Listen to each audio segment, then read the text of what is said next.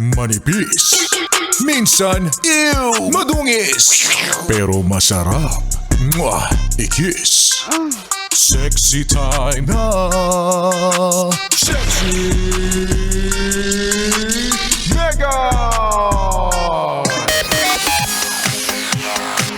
Ay nako, ako pag sinabi niyong matulog ako, matutulog talaga ako. Sa ganitong panahon na masarap matulog, ay matutulog talaga ako. Ikaw din, tulog ka na. Sige na, matulog ka na. Ano bang hinihintay mo? Matulog ka na. Iyon ang ipikit ang iyong mga mata.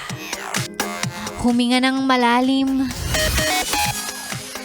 at ipanatag ang iyong kalooban. Iyon ang makakamtan ang pahingang inaasam. Ay, sino bang hindi mapapahinga kung sinubukan mo talagang matulog habang nagmamaneho? Pag natulog ka, hindi ka nagigising. Ay nako. Sana marami sa atin yung nakapagpahinga over the weekend, no? Nakapag me time. Para syempre ngayong linggo, di back to work tayo. Trabaho na naman. Alam mo yan ang sinasabi ko sa inyo di ba? Alam nyo ba na sa isang recent study, may paganyang recent study na si Sexy Megan, ibig sabihin totoo to. Hindi na to chismis. Ayon sa isang recent study, Manila ranked 59 out of 60 in the 2024 Global Life-Work Balance Index.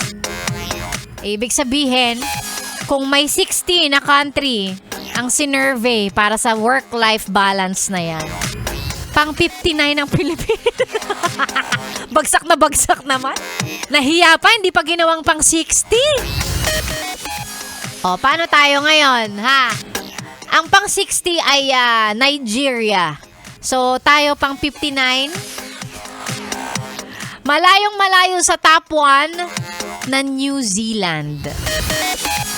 O, sasabihin nyo na naman, hindi, gobyerno may kasalanan yan Sure ka bang gobyerno?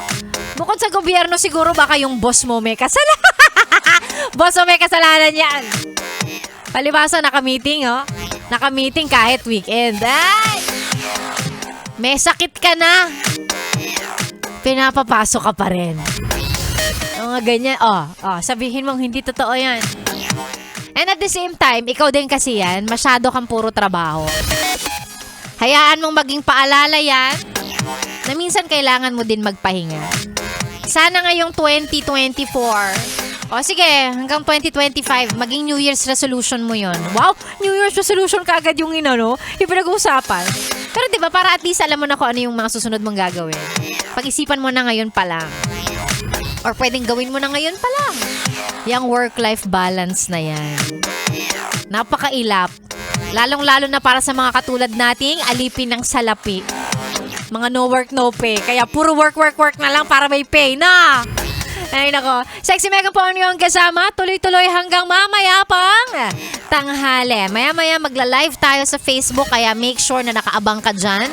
At syempre mga pa-shoutout na yan. Mamaya ko na yan basahin. Keep it coming. Isend lang po sa Yes FM Manila FB page. Or sa page ko, DJ Megan, Yes FM. Ikaw ay nakatune in sa stasyong masarap pakinggan. 101.1 Yes FM.